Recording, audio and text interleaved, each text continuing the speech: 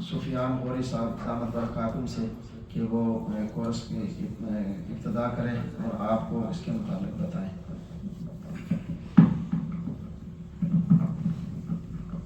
ادھر کے لوگ ادھر آ جائیں نا، یہ اسکرین کے اوپر ہے سمجھنے والی بات، اگر نظر آ رہی ہے ٹھیک ہے، نہیں تو ادھر آ جائیں تاکہ بات سمجھ آئے، قیمتی وقت ہو جائے۔ الحمدللہ رب العالمین والعاقبۃ للمتقین والصلاۃ والسلام علی سید الرسل وخاتم الانبیاء والمرسلین وعلی آلہ واصحابہ اجمعین، خصوصاً علی الخلفاء الراشدین المہدیین۔ اما بعد فاعوذ باللہ من الشیطان الرجیم، بسم اللہ الرحمن الرحیم۔ ما کان محمد ابا احد من رجالکم ولکن رسول اللہ وخاتم النبیین وکان اللہ بکل شیء علیما۔ وقال النبی صلی اللہ تعالی علیہ وسلم انا خاتم النبیین لا نبی بعدی، او کما قال رسول اللہ صلی اللہ تعالی علیہ وسلم۔ ناز کیوں نہ کریں آپ سے نسبت والے، ناز کیوں نہ کریں آپ سے نسبت والے، لوگ کہتے ہیں ہمیں ختم نبوت والے، اور جن کو ہے ختم نبوت کی حفاظت کا جنوں، اور جن کو ہے ختم نبوت کی حفاظت کا جنوں، قسم اللہ کی یہی لوگ ہیں قسمت والے۔ قابل سب احترام ہمارے مخدوم محترم جناب مولانا عتیق الرحمان صاحب زیدہ مجدہ، اور حضرت مولانا مفتی فیصل محمود صاحب دامت برکاتہم عالیہ، اللہ تعالیٰ ان دونوں ہمارے اکابرین کی زندگیوں میں برکت عطا فرمائے کہ آج مجھے اور آپ کو یہاں بیٹھنے کا جو ذریعہ اور سبب بنے ہیں حضرت مفتی صاحب ہیں۔ اللہ تعالیٰ ان کو اور ان کی پوری انتظامیہ کو بہت بہت جزائے خیر عطا فرمائے۔ حضرات محترم، آج کا ہمارا موضوع عقیدہ ختم نبوت کی فضیلت اور اہمیت اور قادیانیت کی وجوہ تکفیر کے حوالے سے ہے۔ عقیدہ ختم نبوت کی فضیلت کیا ہے، اس کی اہمیت کیا ہے، قادیانی کن وجوہ اور کن وجوہات کی بنیاد پر کافر ہیں، یہ ساری کی ساری باتیں باحوالہ آپ کے سامنے رکھی جائیں گی۔ محترم حاضرین، میں اور آپ جس دور میں زندگی گزار رہے ہیں، یہ دور فتنوں سے بھرا ہوا دور ہے۔ نت نئے فتنے مختلف شکلوں کے اندر ہمارے سامنے آتے ہیں۔ ایسی ایسے فتنے اس دنیا کے اندر موجود ہیں کہ جس کا نام بھی ہم نے نہیں سنا، جس کے بارے میں ہمیں پتہ نہیں۔ یہ فتنے بالآخر کب تک رہیں گے؟ اس فتنوں کا تسلسل قیامت کی صبح آخر تک رہے گا، اور اس فتنوں کا اختتام دجال اکبر پر ہو جائے گا۔ دجال سے پہلے بہت سارے فتنے آتے چلے جائیں گے۔ میرے اور آپ کے نبی صلی اللہ علیہ وسلم نے ارشاد فرمایا کہ قیامت کے قریب کے زمانے میں فتنے تمہارے گھروں پر جس طرح بارش کے قطرے برستے ہیں، اس طرح تمہارے گھروں میں فتنے داخل ہوتے چلے جائیں گے۔ اللہ کے نبی نے ارشاد فرمایا جس طرح تسبیح کا دھاگا ٹوٹ جائے، اس کے دانے ایک دوسرے کے اوپر گرتے چلے جاتے ہیں، حضور نے ارشاد فرمایا فتنے میری امت پر اسی طرح ایک کے بعد ایک آتے چلے جائیں گے۔ اور میرے نبی صلی اللہ علیہ وسلم نے یہ بھی ارشاد فرمایا اس فتنے فساد کے زمانے میں اگر ایک آدمی صرف جھانکے گا تو جھانکنے والے کا بھی ایمان چلا جائے گا، وہ بھی فتنے کے ساتھ متاثر ہو جائے گا۔ رسول اللہ صلی اللہ علیہ وسلم نے ارشاد فرمایا قیامت کے قریب کے زمانے میں فتنے کالی رات کی اندھیری کی طرح آئیں گے، اور اس حالت یہ ہوگی کہ ایک آدمی صبح ایمان کی حالت میں کرے گا، شام کو کافر ہو جائے گا، شام کو مومن تھا تو صبح کو کافر ہو جائے گا، صبح اٹھا تھا بستر سے ایمان کی حالت میں، شام کو بستر پر جائے گا تو ایمان ساتھ نہیں جائے گا، کافر ہو چکا ہوگا۔ شام کو سویا تھا بستر پر ایمان کے ساتھ، صبح بستر سے اٹھے گا تو فتنے کا شکار ہو کر کے کافر ہو جائے گا۔ حالات انتہائی خطرناک ہو گئے۔ یہ میری بات نہیں ہے، یہ آمنہ کے لال حضور نبی کریم صلی اللہ علیہ وسلم کی زبان اقدس سے نکلا ہوا جملہ ہے، اور میرا اور آپ کا ایمان ہے کہ آسمان اوپر سے نیچے آ سکتا ہے، زمین اپنی جگہ چھوڑ سکتی ہے لیکن رحمت کائنات کی زبان اقدس سے نکلا ہوا جملہ غلط بولے بھائی غلط نہیں ہو سکتا. ایسا ہونا ہے اور ہو رہا ہے. ہمیں چترال کے علاقے میں ختم نبوت کے سلسلے میں جانا ہوا. وہاں ہم پہنچے تو وہاں جا کر کے معلوم ہوا کہ ہمارے رہبر نے کہا کہ اس پہاڑ کی چوٹی پر ایک گھر ہے اور اس میں ایک نوجوان رہتا ہے اور وہ دین اسلام کے بارے میں طرح طرح کے اشکالات کرتا ہے. آپ آئے ہیں ختم نبوت کی محنت کرنے, آپ آئیں اس سے بھی بات کر لیں. ہم وہاں پہنچے, اس نوجوان سے گفتگو کرنا شروع کی تو اس کے ذہن میں صحابہ کرام کی نفرت کا اتنا بڑا گند بھرا ہوا تھا. اس کے دل میں نبی پاک صلی اللہ علیہ وسلم کی عزت و ناموس پر بننے والا قانون 295 سی پر اتنا بڑا گند بھرا ہوا تھا. قرآن اور حدیث مبارکہ کے باقاعدہ منکر.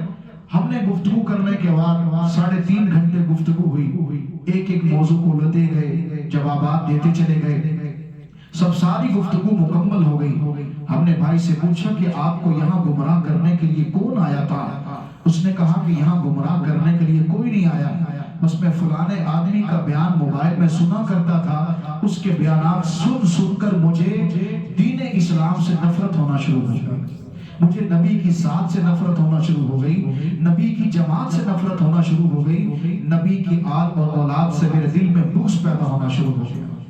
میرے دوستو, آج یہاں یہ بات طے کر کے اٹھیں کہ اس عالم دین کو سنیں کہ جس کی گفتگو سننے کے بعد ایمان میں تازگی آ جائے, بندہ قرآن سے جڑ جائے, نبی کی ذات سے جڑ جائے, نبی کی جماعت سے جڑ جائے, نبی کی اہل بیت سے جڑ جائے, جس کو سننے کے بعد دین اسلام سے بندہ کٹتا چلا جائے, اعمال سے دور ہوتا چلا جائے, نبی کی جماعت سے نفرت پیدا ہوتی چلی جائے, ایسے آدمی کو سننا انتہائی خطرناک ہے.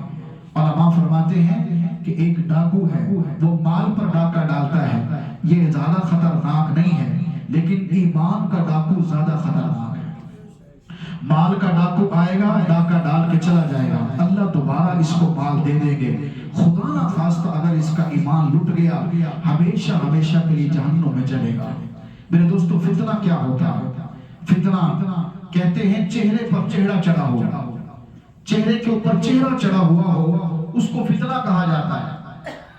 اور جو دکھنے کے اندر کچھ اور نظر آتا ہو, حقیقت میں کچھ اور, اس کو فتنہ کہا جاتا ہے. جیسے مثال کے طور پر یہ کالے رنگ کا کوئلہ تھا, اس پہ گولڈن پانی چڑھا دیا گیا.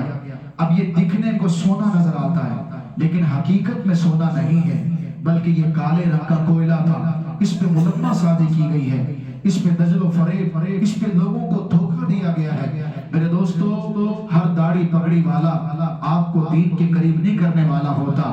وہ ایک کمرے میں بیٹھا ہے, سامنے سیاستہ کی کتابیں بھی رکھتا ہے, پگڑی اور امامے بھی باندھتا ہے, چہرہ بھی سنت کے مطابق ہے, لیکن جو زبان استعمال کر رہا ہے اس کا ایک وار وہ یہ تو نبی کی ذات سے بندے کو دور کرتا ہے, یہ نبی کی جماعت کو لوگوں کو دور کرتا ہے, دین سے اس کے دل کے اندر بغض پیدا کر رہا ہے وہ جملہ.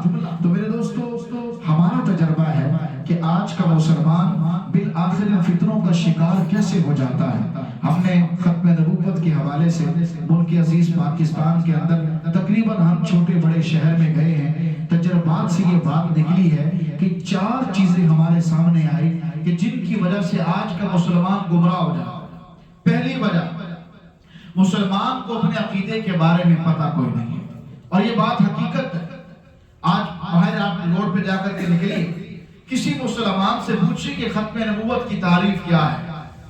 آپ میں سے اکثر لوگ جمعے کی نماز پڑھتے ہو, آپ مجھے بتائیے کہ گرد و نواح کی مساجد میں جتنی آپ کی عمریں ہو چکی ہیں, شاد و نادر چند ایک کو نکال کر بہت کم ایسی مساجد ہوں گی کہ جس کے منبر و محراب سے عقیدہ ظہور امام مہدی آپ نے سنا ہوگا, عقیدہ حیات عیسیٰ علیہ السلام آپ نے سنا ہوگا, دجال جیسے فتنے کا تذکرہ آپ نے سنا ہوگا, یاجوج اور ماجوج کا تذکرہ آپ نے ممبر سے سنا ہوگا. بہت کم ممبر ایسے ہیں. وگرنہ میرے دوستو, میرے عزیزو, آج کے مسلمان کو اپنے عقیدے کے بارے میں پتہ کوئی نہیں ہے. ہم پشاور یونیورسٹی کے اندر گئے, بڑا مجمع تھا, اسٹوڈنٹ کا ہم نے پوچھا ہاں بھائی کوئی پیپلز پارٹی سے تعلق رکھنے والا نوجوان ہے؟ جی بالکل ہے. آپ بتائیے کہ آپ کی جماعت نے آپ کے لیے کیا کیا؟ اس نے بہت سارے کام گنوا دیے. ہاں بھائی کوئی پی ٹی آئی کا جیالہ؟ اس نے کہا بالکل موجود ہے, پی ٹی آئی نے ہمارے لیے پاکستان میں یہ کچھ کیا. ہاں بھائی نون لیگ والا کوئی بندہ؟ جی میرے قائد نے میرے لیے یہ کچھ کیا ہے. یہ ساری باتیں بتانے والے عام نوجوان ہیں.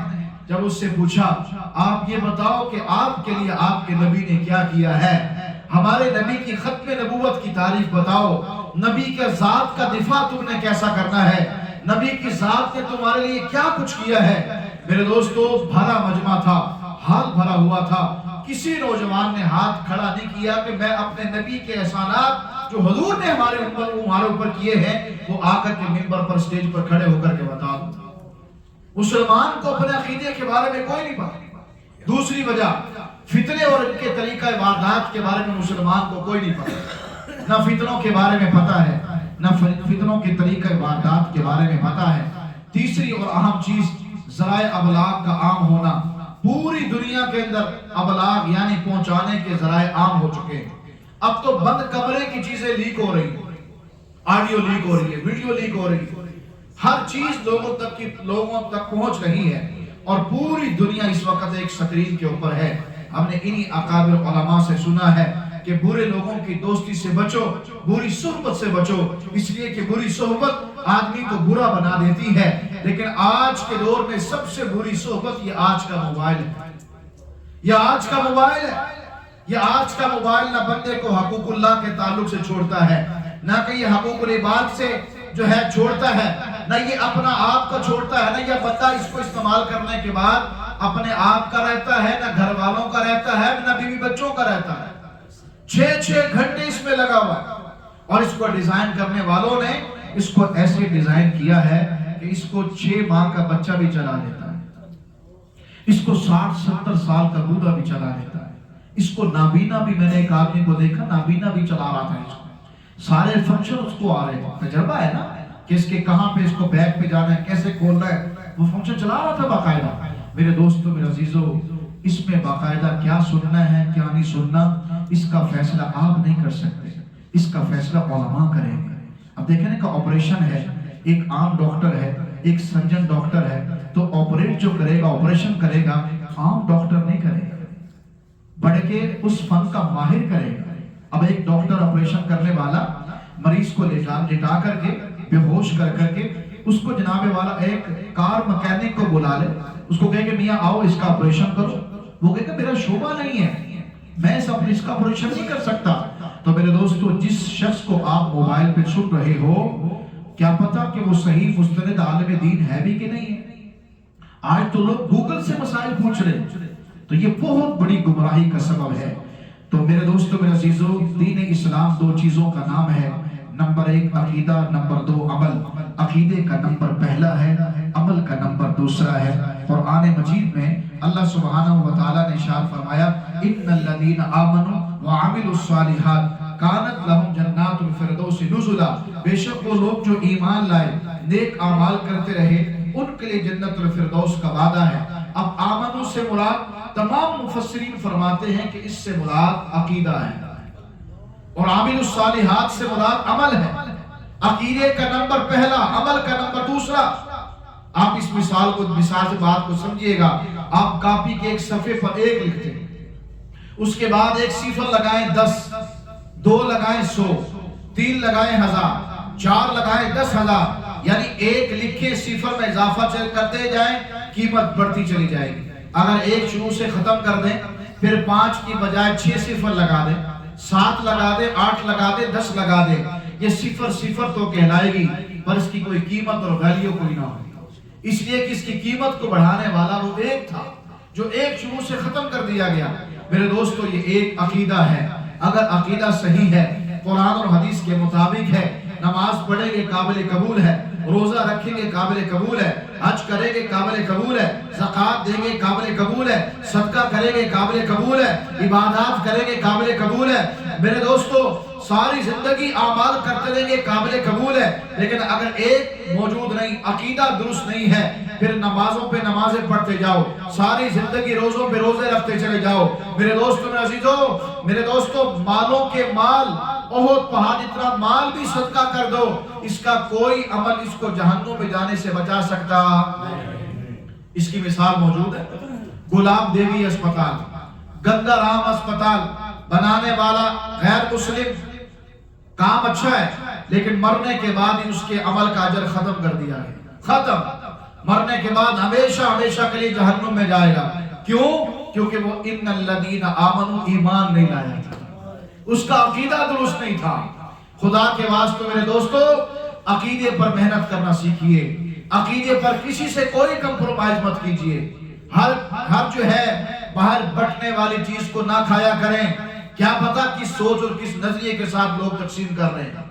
میرے دوستو، میرے عزیزو، اپنے عقیدے کی حفاظت کریں۔ ہمیشہ چور ڈاکو آ کر کے آپ سے آپ کا عمل نہیں چھینتا، آپ کا عقیدہ چھیننا چاہتا ہے، آپ کو نبی سے دور کرنا چاہتا ہے، قرآن سے دور کرنا چاہتا ہے، آپ کے ذہن میں وسوسہ ڈالنا چاہتا ہے۔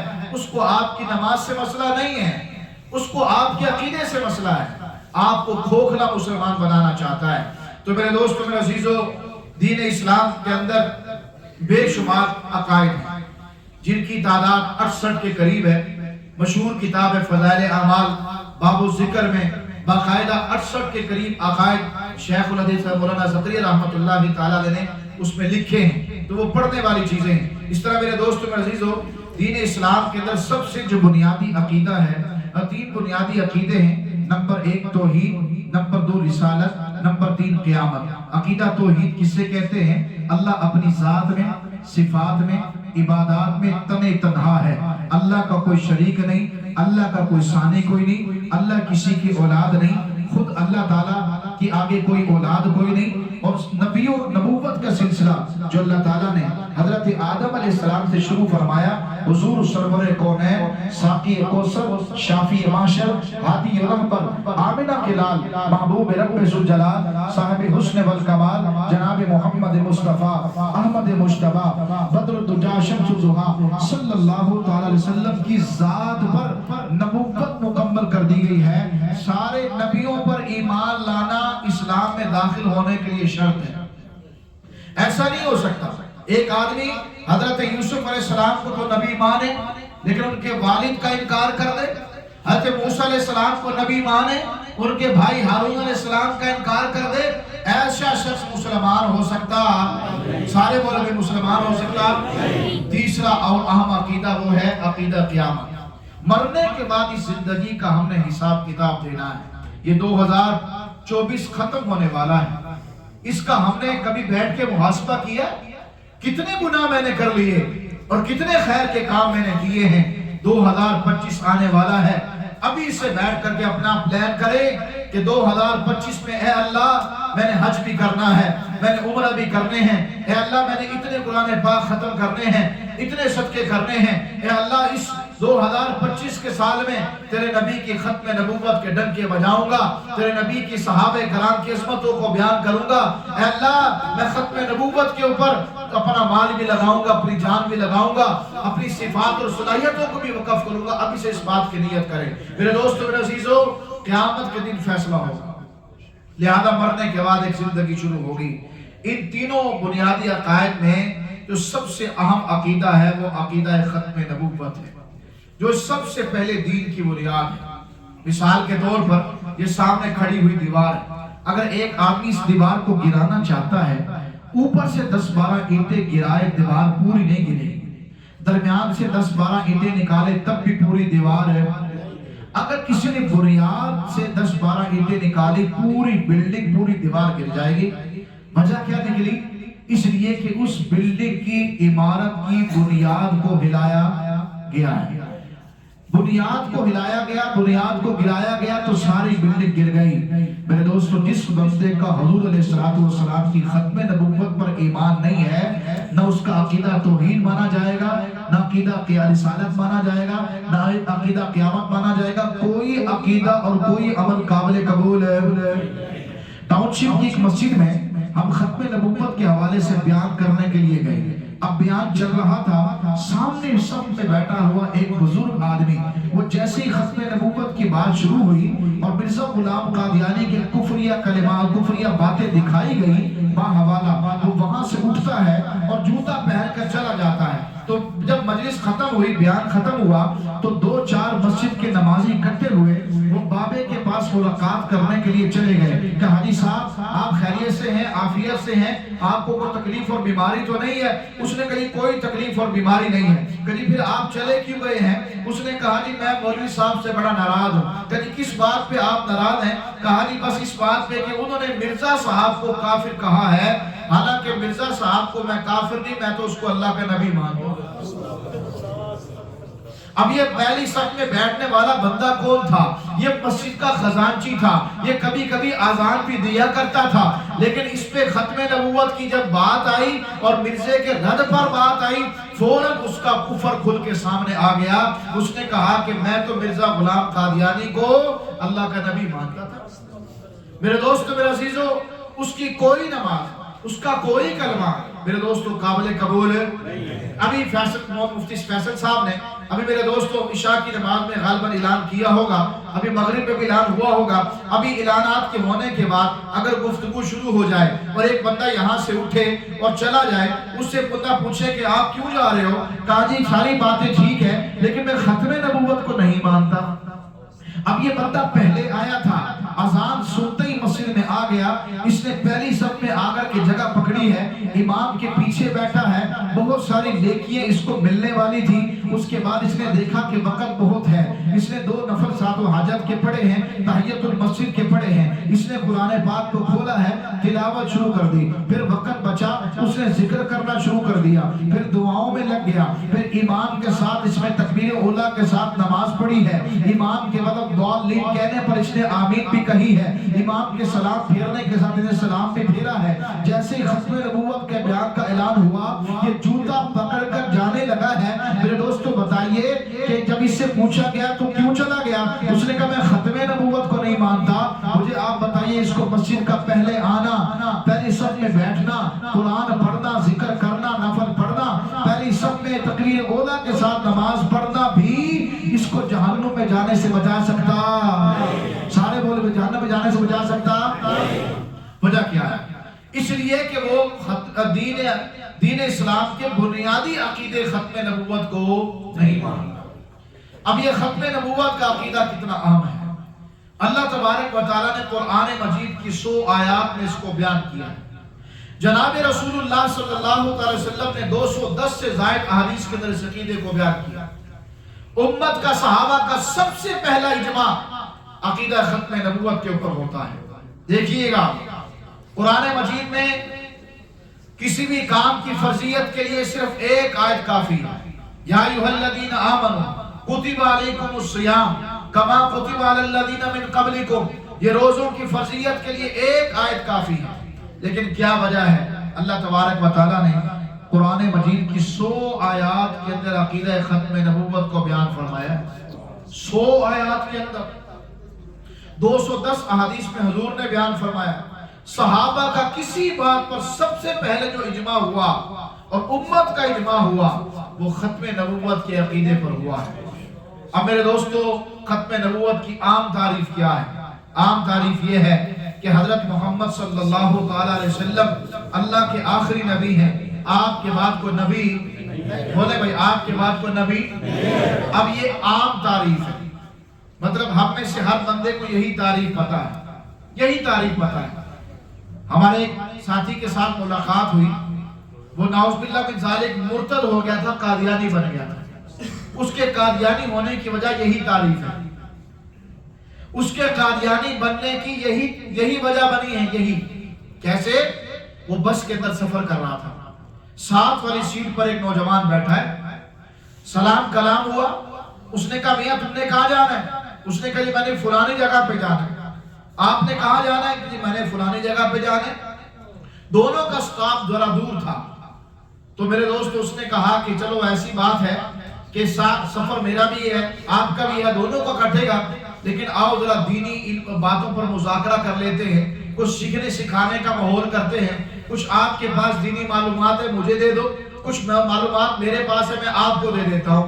میرے دوستو اس نے سب سے پہلے سوال کیا آپ یہ بتاؤ کہ ختم نبوت کسے کہتے ہیں. جیسے کہ پہلی بات میں نے آپ کو بتایا تھا کہ آج کے مسلمان کو اپنے عقیدے کے بارے میں کوئی نہیں پتا. اب وہ مسلمان بیٹھا ہے بس کی پر اور سیٹ پر بیٹھا ہے, اب اس کو ختم نبوت کی تعریف پتا کوئی نہیں. اس نے تھوڑا سا زور دیا کہ حضور صلی اللہ علیہ وسلم اللہ کے آخری نبی ہیں. اس نے کہا ہاں حضور صلی اللہ علیہ وسلم اللہ کے آخری نبی ہیں, آپ کے بعد کوئی نبی نہیں آئے گا.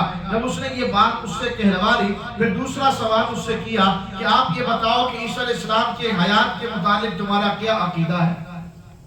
اب وہ کیا جانے, اس نے پھر لقمہ دیا کہ حضرت عیسیٰ علیہ السلام وہ اللہ کے نبی اور رسول ہیں کہ جو زندہ ہیں آسمان پر. اس نے کہا بالکل عیسیٰ علیہ السلام آسمانوں پہ زندہ ہیں اور وہ قیامت سے پہلے آئیں گے. جب اس نے یہ بات بھی دہرا لی پھر اس کے بعد اس سے پوچھا کہ ابھی تو آپ نے کہا تھا کہ حضور کے بعد کوئی نبی نہیں آئے گا, اب آپ کہہ رہے ہیں عیسیٰ علیہ السلام نے آنا ہے.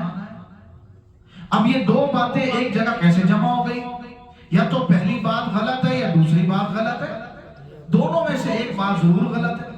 اب یہ وہ مسلمان ہے جس کا دور سے بھی مسیح سے تعلق نہیں ہے, ایسا کمزور ایمان والا.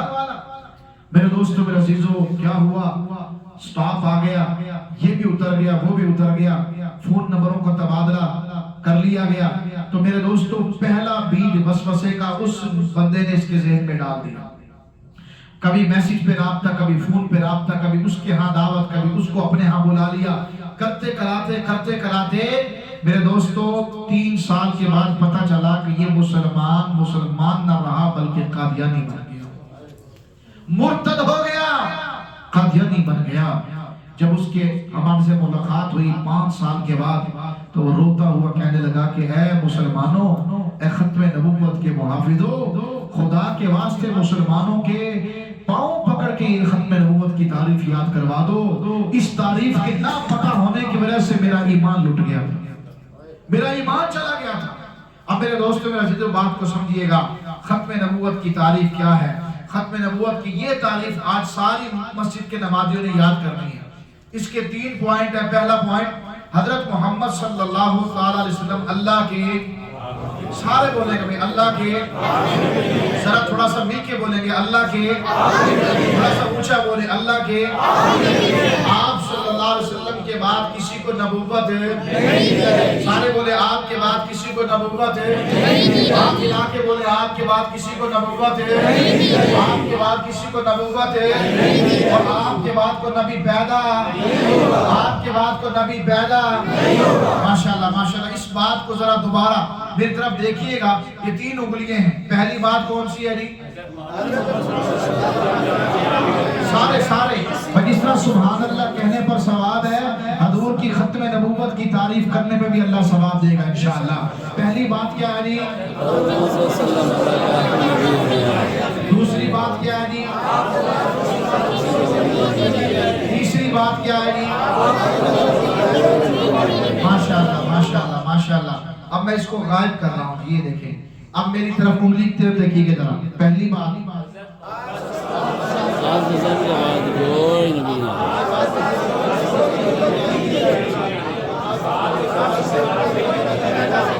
ماشاءاللہ جی. اب آپ کا امتحان ہو رہا ہے جی, بتائیے گا.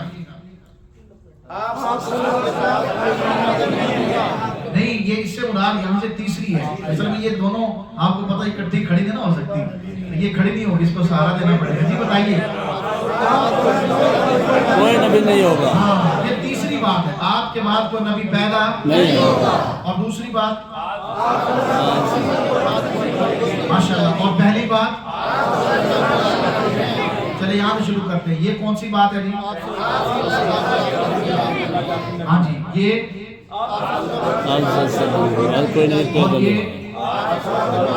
ماشاءاللہ. کس کو یاد ہو گیا ذرا ہاتھ کھڑا کرے گا. ماشاءاللہ. اب ایک ساتھی کھڑا ہو کے ذرا سنا دیں جلدی سے. हिम्मत के साथ। हज़रत मोहम्मद सल्लल्लाहु अलैहि वसल्लम अल्लाह के आखिरी नबी हैं। माशाअल्लाह, आप सल्लल्लाहु अलैहि वसल्लम के बाद किसी को नबूवत नहीं दी जाएगी। माशाअल्लाह, आप सल्लल्लाहु अलैहि वसल्लम के बाद कोई नबी पैदा नहीं होगा। माशाअल्लाह। जरा खड़े रहिएगा, इन सब इनके लिए सुभान अल्लाह कहें। सुभान अल्लाह कहने का मतलब है कि सारे मजमे की सुभान अल्लाह का सवाब इनको ट्रांसफर कर दिया हुआ, इतना बड़ा जो सवाब मिल गया। अच्छा यहीं खड़े रहिएगा, एक बात की थोड़ी सी हमने इस्लाह करनी है। लफ्ज क्या है? सल्लल्लाहु अलैहि वसल्लम। जल्दी नहीं करनी, हजूर सल्लल्लाहु अलैहि वसल्लम पूरा अदा करना है, तब वो सवाब मिलेगा जिसके हम मुस्तहिक बनते हैं इंशाअल्लाह। ठीक हो गया जी, तशरीफ रखिए जी। और कोई नौजवान जी माशाअल्लाह इस तरफ से, नौजवान हो, बुजुर्ग हो, बच्चा हो, बूढ़ा हो, जवान हो, सुनाए जी माशाअल्लाह। नबी करीम सल्लल्लाहु अलैहि वसल्लम आखिरी नबी हैं माशाअल्लाह। नबी करीम सल्लल्लाहु अलैहि वसल्लम के बाद कोई नबी नहीं आएगा, किसी को नबूवत नहीं दी जाएगी, नबूवत नहीं आएगी, और नबी करीम सल्लल्लाहु अलैहि वसल्लम के बाद किसी को नबूवत नहीं दी कोई नबी पैदा नहीं होगा। जरा इसको देखें, जरा खड़े खड़े, अब इसको खड़े खड़े सुनाने जरा दोबारा जी। हज़रत मोहम्मद सल्लल्लाहु अलैहि वसल्लम आखिरी नबी है जी। आप सल्लल्लाहु अलैहि वसल्लम के बाद नबूवत नहीं दी जाएगी जी। आप सल्लल्लाहु अलैहि वसल्लम के बाद नबी पैदा नहीं होंगे। कोई नहीं। जी माशाअल्लाह, माशाअल्लाह। इनके लिए भी सुभान अल्लाह कहें जी माशाअल्लाह। जी आखिर से कोई नौजवान जी माशाअल्लाह, जल्दी करें भाई इस मजलिस में जिसने की शर्म उसके फूटे करम, शर्म नहीं करनी भाई। हज़रत मोहम्मद सल्लल्लाहु अलैहि वसल्लम आखिरी नबी हैं माशाअल्लाह। अब आप सल्लल्लाहु अलैहि वसल्लम के बाद नबूवत किसी नहीं को दी जाएगी जी माशाअल्लाह, और आप सल्लल्लाहु अलैहि वसल्लम के बाद कोई नबी पैदा नहीं होगा। माशाअल्लाह, सुभान अल्लाह कहिए इनके लिए। माशाअल्लाह, ये सारी बातें आपने ज़हन में रखनी है। आखिर में इंशाअल्लाह मैं सवालात करूंगा, 3 साथी जो सही जवाब देंगे मुफ्ती फैसल साहब की तरफ से नकद इनाम मिलेगा इंशाअल्लाह। और वो नकद इनाम जो होगा ना, वो अगरचे थोड़ा ही क्यों ना हो, आपने अपने पैसों में रखना है इंशाअल्लाह, फिर बरकत देखे कितनी होगी इंशाअल्लाह। ये इनाम मैं आपको सुभान अल्लाह दूंगा, लेकिन हजरत इंशाअल्लाह नकद इनाम देंगे इंशाअल्लाह। हजरत मोहतरम देखिएगा, अब इस तारीफ को आपने ज़हन में रखना है। अब देखिएगा कि ईसा अलैहिस्सलाम की हयात के मुतालिक भी हमारा ईमान और अकीदा है। अल्लाह तबारक व तआला ने एक ऐसे पैगंबर भी हैं कि जिनको अल्लाह ताला ने जिंदा आसमानों पे उठा लिया था। उनका नाम क्या है जी? माशाअल्लाह, सारे नहीं बोल रहे, क्या नाम है उनका? माशाअल्लाह। हजरत ईसा अलैहिस्सलाम को जब नबूवत मिली, यहूदी उनकी नबूवत से जला करते थे, उनको तकलीफ पहुंची कि इनको नबूवत क्यों मिल गई। लिहाजा एक दिन प्रोग्राम बना करके हजरत ईसा अलैहिस्सलाम को कत्ल करने के लिए मकान में दाखिल हुए। अल्लाह तबारक व तआला ने अपने कुदरत कामिला का जो है वो करिश्मा और मुजाहिरा किया, दिखाया। ईसा अलैहिस्सलाम को उसी जिस्म और रूह के साथ अल्लाह ने आसमान पे उठा लिया और उनके जो हवारी थे उनके ऊपर उनकी शबाहत डाल दी। अब उनके हवारी को वो ईसा अलैहिस्सलाम समझ के, यानी उनके सहाबी को ईसा अलैहिस्सलाम समझ के उन्होंने सूली पे लटका दिया। ये वाला अंदाज जो आजकल ईसाइयों की जो सलीब है ना, वो ये है कि 2 हाथ ऐसे और एक जो है लंबा निशान है। मतलब ये है कि हाथों को मेखों के साथ जो है कीलों के साथ गाड़ दिया गया और सर के ऊपर रस्सी डालकर उनको नाउबिल्लाह मिन ज़ालिक सलीब पे लटका दिया गया। और ये ईसाइयों ने आज अपना अकीदा बना लिया, इसलिए आप उनके घरों में भी देखोगे, उनके कलीसा के ऊपर भी आप क्रॉस का निशान आपको नजर आएगा। हज़रत मोहतरम याद रखिएगा कि हजरत ईसा अलैहिस्सलाम की हयात के मुतालिक अल्लाह का कुरान कहता है, वमा कतलूहु वमा सलबूहु, ना ईसा इब्ने मरियम को कत्ल किया गया, ना सूली पे लटकाया गया, वलाकिन शुब्बिह लहुम, लेकिन उनकी शबाहत किसी और पर डाल दी गई। इसी आयत के आखिर में अल्लाह ताला फरमाते हैं, बल रफ़अहुल्लाहु इलैहि, बल्कि अल्लाह ताला ने उनका रफा कर लिया, मतलब आसमान की तरफ उनको उठा लिया। अब वो कहां पर है जी? आसमान पर है। कादियानी कहते हैं एक आदमी गोश पोश के साथ बगैर सियारे में बैठे आसमान पर कैसे जा सकता है, जबकि वहां तो कुर्रे नारी भी है, वहां तो कहकशाएं हैं आसमान के अंदर। इतना बड़ा सूरज है, जमीन से कई गुना बड़ा है, तो ये इतने बड़े आग के कुर्रों को और जो है और कहकशाओं को क्रॉस करते हुए इस जिस्म के साथ बंदा आसमान पे कैसे जा सकता है? हमने कहा कि बज़ाहिर कोई बंदा नहीं जा सकता, लेकिन जब ले जाने वाला अल्लाह हो, जाने वाला ईसा हो, तो फिर जा भी सकता है। اللہ کی قدرت ظاہر ہوئی، اللہ نے چاہا تو عیسیٰ علیہ السلام کو آسمان پہ بلا لیا، جس طرح اللہ تعالیٰ نے اپنے محبوب صلی اللہ علیہ وسلم کو عرشوں پہ بلایا ہے، اور اسی طرح اللہ تعالیٰ نے واپس بھیج دیا۔ پھر قادیانی کہتے ہیں اگر وہ عیسیٰ علیہ السلام آسمان پہ زندہ ہیں تو وہاں کھاتے کیا ہیں، پیتے کیا ہیں؟ ہم نے کہا بھائی پریشانی کی کوئی بات نہیں۔ عیسیٰ علیہ السلام کے متعلق اللہ تعالیٰ نے فرمایا ان مثل عیسیٰ عند اللہ کمثل آدم، کہ عیسیٰ علیہ السلام آدم علیہ السلام کی طرح ہیں۔ آدم علیہ السلام دنیا سے آنے سے پہلے کہاں رہتے تھے؟ جنت میں، اور وہ جنت میں کیا کھاتے تھے؟ جو اللہ ان کو کھلاتا تھا۔ تو عیسیٰ علیہ السلام بھی آدم علیہ السلام کی طرح ہیں، یعنی اوپر ہیں، تو جو وہ کھاتے تھے وہ وہی کھاتے ہیں۔ اور دوسری بات، جیسا دیس ویسا بھیس، زمین میں تھے تو لوگوں کے ساتھ جس طرح لوگ خوراک کھاتے ہیں تو وہ بھی کھاتے تھے۔ اب وہ چلے گئے فرشتوں کے دیس میں، تو فرشتے جو کھاتے ہیں وہی عیسیٰ علیہ السلام بھی کھاتے ہیں۔ اب قادیانی کہنے لگے اچھا اگر وہ کھاتے ہیں اور پیتے ہیں تو ہمیں تو نظر نہیں آتا، جو کھاتے ہیں پیتا ہے جسم تو وہ پیشاب اور پخانہ بھی کرتا ہے۔ ہم نے کہا بھئی تمہیں کیوں اتنی پریشانی لگی ہوئی ہے عیسیٰ علیہ السلام کے کھانے اور پینے کی؟ عیسیٰ علیہ السلام کھاتے بھی ہیں پیتے بھی ہیں، اور وہ اللہ تعالیٰ ان کے مطابق جو بھی معاملات ہیں وہ ہوتے ہیں۔ لیکن اگر تم نے جواب سننا ہے تو پھر تمہارے لیے جواب یہ ہے کہ وہاں سے ایک پائپ آ رہا ہے اور سیدھا مرزا غلام قادیانی کی قبر میں اس کے منہ کے اوپر جا رہا ہے، وہاں اس کی خدمت ہو رہی ہے۔ وہ کہتا ہے جی نظر تو نہیں آ رہا۔ ہم نے کہا جی وہ ذلی اور بروزی رنگ کے اندر ہے اس لیے آپ کو نظر نہیں آ رہا۔ تو حضرات محترم یہ بے ڈھنگے قسم کے اعتراضات اور اشکالات کرتے ہیں۔ عیسیٰ علیہ السلام کہاں ہیں جی؟ آسمان کے اوپر ہیں۔ اب وہ قیامت سے پہلے آئیں گے، ذرا دیکھیے گا، حضرت محمد صلی اللہ علیہ وسلم اللہ کے آخری نبی ہیں، سارے نبیوں میں سے آخری نبی۔ آپ صلی اللہ علیہ وسلم کے بعد کسی کو نبوت نہیں دی جائے گی۔ عیسیٰ علیہ السلام جب دوبارہ آئیں گے ان کو کیا دوبارہ نبوت ملے گی؟ نہیں۔ ہم کہہ رہے ہیں کہ آپ کے بعد کسی کو نبوت نہیں دی جائے گی۔ عیسیٰ علیہ السلام انہی 1.25 لاکھ نبیوں میں شامل ہیں جن کو اللہ نے آپ سے پہلے نبوت دی ہے، ان کو نبوت آپ سے پہلے ملی ہے۔ اچھا عیسیٰ علیہ السلام جب دوبارہ آئیں گے وہ نبی ہوں گے کہ نہیں ہوں گے؟ بولے بھائی، اچھا چلیں، اب یہ جو کہتے ہیں کہ نبی ہوں گے وہ ہاتھ کھڑا کریں، ہوں گے نبی لیکن امتی بن کر آئیں گے۔ ہاں ہاتھ کھڑا کریں، بولنا نہیں، ہاتھ کھڑا کریں۔ جو کہتے ہیں نبی ہوں گے، یہ میں بھی اشارہ کر رہا ہوں، جو کہتے ہیں نبی ہوں گے ہاتھ کھڑا کریں۔ چلیں جو کہتے ہیں نبی نہیں ہوں گے وہ ہاتھ کھڑا کریں۔ کوئی بات نہیں، اجتہاد کی بات ابھی خوب دور کر لیتے ہیں اس کو، ہاتھ نیچے کیجیے ماشاءاللہ۔ میرے دوستو یاد رکھیے گا اور اپنا عقیدہ بنائیے گا، نبوت ایک ایسا منصب ہے اللہ تعالیٰ جس کو دیتے ہیں ہمیشہ کے لیے دیتے ہیں۔ سبحان اللہ۔ حضرت عیسیٰ علیہ السلام جب آئیں گے تب بھی نبی ہوں گے لیکن اپنی نبوت کو چلا سکیں گے نہیں۔ حضرت عیسیٰ علیہ السلام جب نبی تھے تو ان کے دور نبوت میں ان کی شریعت میں یہ تھا کہ روزہ جو بندہ بولتا تھا روزے دار کا روزہ ٹوٹ جاتا تھا، کپڑے پہ گندگی لگے تو کپڑا کاٹا جائے تو پھر کپڑا پاک ہوتا تھا۔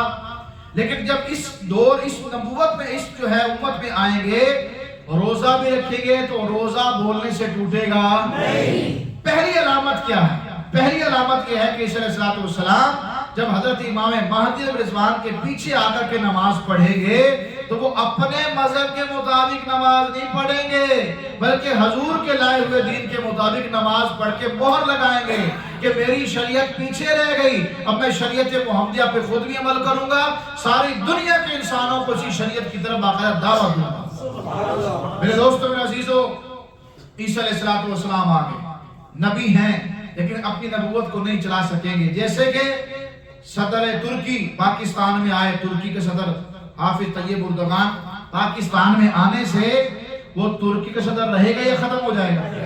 رہے گا، 2 دن کے لیے آیا ہے، اس سے ترکی کی صدارت واپس نہیں لی جائے گی وہ، لیکن ترکی کے قوانین پاکستان میں لاگو کر سکتا عیسیٰ علیہ السلام بھی یہ ہمارے نبی کریم صلی اللہ علیہ وسلم کی پیاری ذات ہے۔ حضور سے پہلے عیسیٰ علیہ السلام نبی تھے، اب یہ آسمان پر چلے گئے۔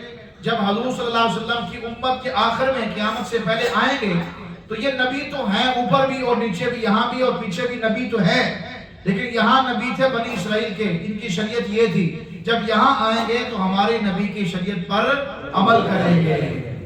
اب دیکھیں بات، تیسری بات کیا ہے؟ آپ صلی اللہ علیہ وسلم کے بعد کوئی نبی پیدا یعنی کوئی بندہ بطور نبی پیدا ہی نہیں ہوگا۔ ہم بلوچستان کے علاقے میں گئے تو وہاں ایک پٹھان نسوار بیچنے والا سادہ آدمی میرے دوستوں قادیانی ہو گیا، مرتد ہو گیا۔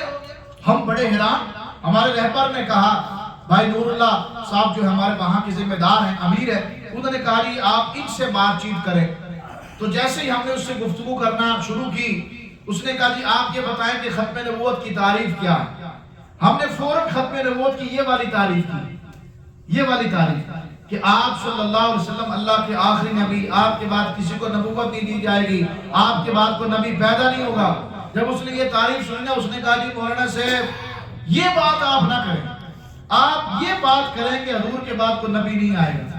جب آپ یہ بات کریں گے تبھی تو میری بات آگے چلے گی۔ آپ نے تو یہ بات کر کے میری بات کا دروازہ بند کر دیا۔ تو میرے دوستو یہ تعریف انشاءاللہ ہم نے یاد کرنی ہے اور باقی لوگوں کو بھی یاد کروانی ہے انشاءاللہ۔ کون کون یاد کروائے گا بول کے بتائے گا؟ ماشاءاللہ میرے دوستو عزیز، جو ختم نبوت کی تعریف، ختم نبوت کی جو ہے وہ قرآن مجید کی آیات سے ثابت ہے، لیکن ایک آیت بطور دلیل آپ یاد رکھیں۔ اگرچہ آپ کو قرآن کا یہ متن یاد نہ ہو تو کم سے کم اس کا ترجمہ آپ کو ضرور آتا ہو، ترجمہ بھی یاد نہ ہو تو آپ کو حوالہ ضرور یاد آنا چاہیے۔ وہ حوالہ کیا ہے؟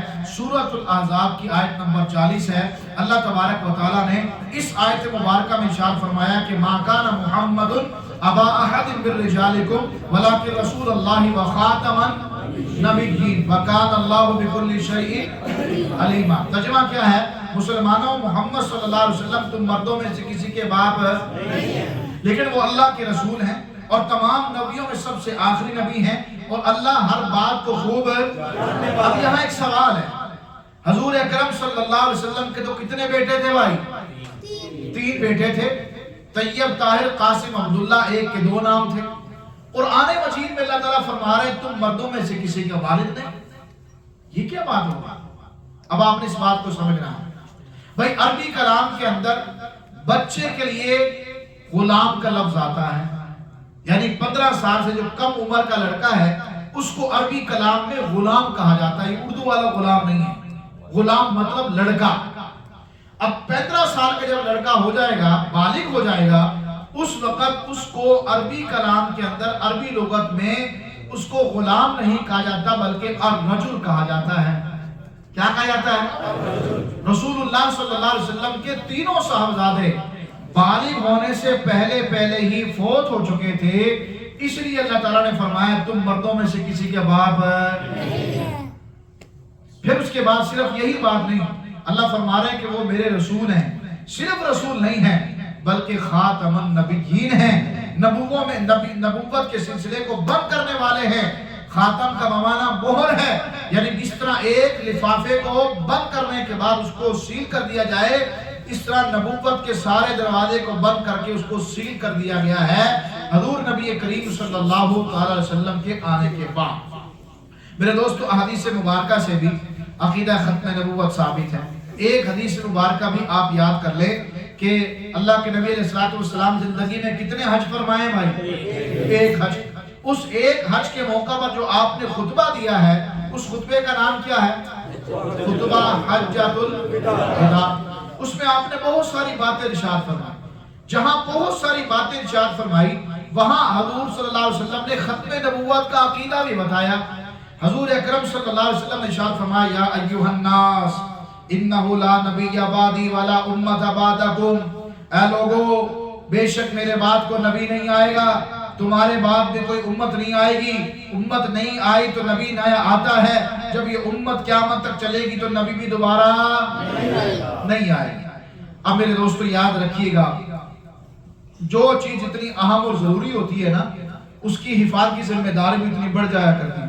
مثال کے طور پر مفتی صاحب اپنے بیٹے کو سائیکل خرید دیتے ہیں، اس کو کہتے ہیں بھائی کہ بیٹا اس سائیکل کو جہاں آپ نے کھڑی کرنی ہے اس کو تالا بھی لگانا ہے۔ ابا جی تالا کیوں لگاؤں؟ بیٹا چوری ہو جائے گی، قیمتی چیز ہے۔ میرے دوستو، ایمان بہت قیمتی چیز ہے، ایمان قیمتی ہے، اس لیے ایمان کے ڈاکوؤں کا تعارف بھی اللہ کے نبی نے کروایا ہے۔ حضور نے ارشاد فرمایا میری امت میں 30 कज़्ज़ाब और दज्जाल आएंगे, उनमें से हर एक ये दावा करेगा कि मैं नबी हूँ, लेकिन लोगों याद रखना मैं आखिरी नबी हूँ, मेरे बाद को नबी नहीं है। अब ये कज़्ज़ाब और दज्जाल का अगर आप पंजाबी में तर्जुमा करें तो ये है कि जो सबसे ज्यादा झूठ बोलने वाला होता है उसको क्या कहते हैं लोग पंजाबी में? क्या कहते हैं? झूठा और छट्टू भी कहते हैं ना पंजाबी का तर्जुमा, रफ तर्जुमा। क्या कहते हैं? यार ये बंदा बड़ा छट्टू है, हर वक्त जहां बैठता छोड़ता ही रहता है। और जो सबसे ज्यादा धोखा देने वाला होता है उसको क्या कहते हैं? हाँ जी, हाँ उसको क्या कहते हैं? फराडिया, धोखेबाज। ओ भाई इससे बचना, ये बड़ा बड़ा फराडिया है। तो गोया के कज़्ज़ाब और दज्जाल का अरबी तर्जुमा अगर किया जाए तो ये बनता है कि ये नबूवत का झूठा दावा करने वाले ये छड्डू और फराडिये तो हो सकते हैं, अल्लाह के नबी, अल्लाह के नबी नहीं हो सकते। अल्लाह के नबी अलैहिस्सलाम ने ये जो बात इरशाद फरमाई, हजूर अलैहिस्सलाम की इस पेशन गोई को अल्लाह ताला ने आपकी जिंदगी में पूरा फरमा दिया। आपका जमाना है, वही का जमाना है, वही सहाबा कराम का जमाना है। तो इसी जमाने के अंदर दो बदबख्तों ने नबूवत का झूठा दावा किया। एक का नाम था असवद अंसी, एक का नाम था मुसैलमा कज़्ज़ाब। इन बातों को आपने याद रखना है। एक का नाम क्या है? असवद अंसी। क्या नाम है भाई? दूसरे का नाम क्या है? मुसैलमा कज़्ज़ाब। असवद अंसी यमन का रहने वाला था। इस बदबख्त आदमी ने सबसे पहले हुजूर अलैहिस्सलाम की नबूवत पर हमला किया। आपकी खत्म नबूवत का इसने इनकार किया। जब इसने अपने आप के लिए नबी होने का दावा कर दिया तो तब जो है रसूलुल्लाह सल्लल्लाहु अलैहि वसल्लम को जब खबर हुई, अल्लाह के नबी को बहुत तकलीफ हुई। हजूर ने इरशाद फरमाया कोई जाए और इस बदबख्त आदमी को कत्ल करके आ जाए। हजरत सैयदना फिरोज देलवी रज़ियल्लाहु ताला तशरीफ ले गए हिकमत और बसीरत के साथ। इस मलून आदमी को वासिले जहन्नुम किया। अभी आप यमन से मदीना नहीं पहुंचे थे कारगुजारी सुनाने के लिए। अल्लाह के नबी अलैहिस्सलातु वस्सलाम को आसमान से वही नाजिल हुई।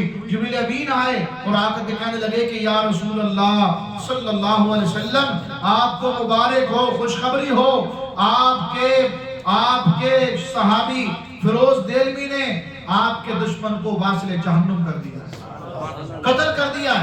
अल्लाह के नबी अलैहिस्सलाम सीरत निगारों ने लिखा है ये वफात से चंद दिनों का से पहले का वाक़या है। बाद सीरत निगार लिखते हैं कि एक दिन पहले का वाक़या है। अल्लाह के नबी अलैहिस्सलाम मिंबर पर तशरीफ लाए, सहाबा को जमा किया। आपने फरमाया कि एक खुश नसीब सादतमंद खानदान में से एक खुश नसीब फर्द ने ये कामयाबी के साथ काम कर दिया कि मेरे दुश्मन को वासिले जहन्नुम कर दिया है। हजूर ने फरमाया कामयाब ये भी है, उसका खानदान भी कामयाब है। और आपने फरमाया कि अफलहतिल वजूह, कामयाब हो गया फादा फिरोज आज के दिन इस काम की वजह से कामयाब हो चुका है। यानी खत्म नबूवत के काम का इंतखाब ये फर्शी नहीं हुआ करता, ये अर्शी हुआ करता है। अर्श वाला जिसको चाहता है उसी को इस काम के लिए कबूल करता है। दूसरा शख्स मुसैलमा कज़्ज़ाब है। इस मुसैलमा कज़्ज़ाब ने नबी करीम सल्लल्लाहु अलैहि वसल्लम की तरह जो है इसने नबूवत का दावा किया। इसने कहा मैं भी नबी और मुसलमानों की तरह कलमा पढ़ता था, मुसलमानों की तरह नमाज पढ़ता था, मुसलमानों की तरह कुरान की तिलावत करता था। लेकिन इसका एक गुनाह इतना बड़ा था जो उसके सारे नेकियों को खत्म कर गया, और वो था कि नबूवत का झूठा दावा करना। मेरे दोस्तों, हज़रत अबू बकर सिद्दीक रज़ियल्लाहु ताला ने अभी खिलाफत संभाली ही थी। मेरे दोस्तों 9 बड़े बड़े कबाइल मुर्तद हो गए, 9 कबाइल मुर्तद हो गए। उसमें से 9वां कबीला जो था वो मुसलमानों का कबीला था, और वो बाकायदा खत्म नबूवत का मुनकिर बन गया। और उसने 40,000 लोगों को अपने शिकंजे में जकड़ लिया, उसने फांस लिया और फंसा दिए, सारे लोगों को मुर्तद कर दिया। हज़रत अबू बकर सिद्दीक रज़ियल्लाहु ताला ने फरमाया कि आओ सबसे पहले इस फितरे के खिलाफ जिहाद करना है। आपने हज़रत खालिद वलीद रज़ियल्लाहु ताला को कमान दी और आपने फरमाया कि जाओ इसके खिलाफ लश्करकशी करो और इसका कत्ल आम कर दो। मेरे दोस्तों, उस वक्त हज़रत फारूक आदम रज़ियल्लाहु ताला ने मशवरा दिया कि अबू बकर सिद्दीक किसी को तो मदीने में छोड़ दो, किसी एक को तो छोड़ो, कहीं ऐसा ना हो कि मदीने के ऊपर कोई हमला कर दे। आपने फरमाया कि हाँ, मदीने की औरतों पर कोई हमला करे, कोई जानवर आए औरतों को चीर फाड़ दे, आसमान से परिंदे आए और नोच कर ले जाए, ये तो सिद्दीक बर्दाश्त कर सकता है। لیکن ذات نبی پر ختم نبوت پر کوئی حملہ کرے، نبی کا گستاخ بھی زندہ ہو، وہ کبھی زندہ ہو، یہ کبھی ہو سکتا نہیں، سب کو جانا پڑے گا۔ تو لہذا آپ سب کو لے کر کے میدان میں وہاں پہنچائے اور وہاں پھر جنگ ہوئی میرے دوستو اس یمامہ کے میدان میں، اس یمامہ کے میدان کے اندر جب جنگ ہوئی، اس یمامہ کے میدان میں جو جنگ ہوئی ہے، تو اس جنگ کے اندر کتنے لوگ قتل کیے گئے؟ میرے دوستو میرے عزیزو، یہ یمامہ کا میدان ہے، ریاض شہر ہے سعودیہ کا، اس کے بالکل قریب ہے۔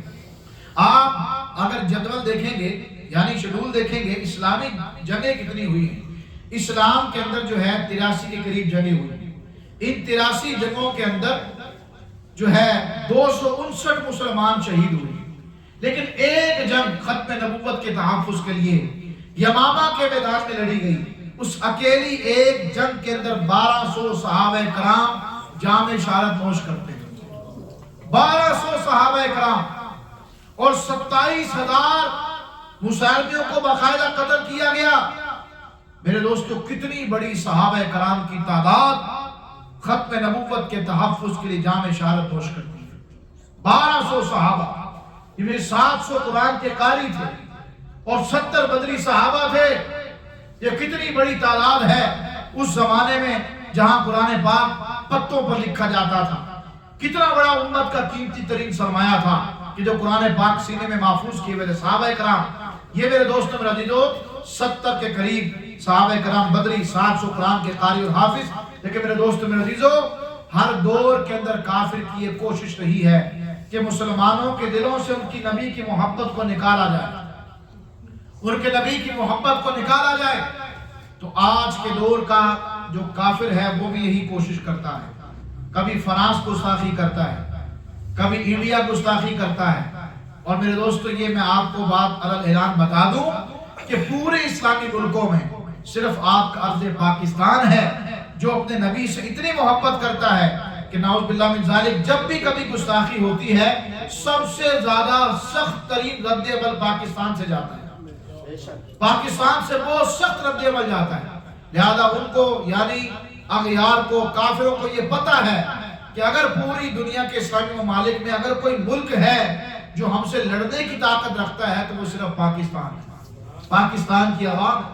میرے دوستو میرے عزیزو 1857 کی تحریک آزادی میں انگریز کو بظاہر شکست ہوئی، اس نے کہا کہ مسلمان ہماری بات کو نہیں مانتا، ہندو ہمارے سامنے وہ سرنگو ہو گیا ہے، اور سکھ نے ہماری بات مان لی، اس نے ہمیں حاکم مان لیا، لیکن اگر ایک مسلمان ہے اس کے پتہ نہیں اس کے اندر کیا چیز ہے، وہ تو ہمیں حاکم ماننے کے لیے تیار ہی کوئی نہیں ہے۔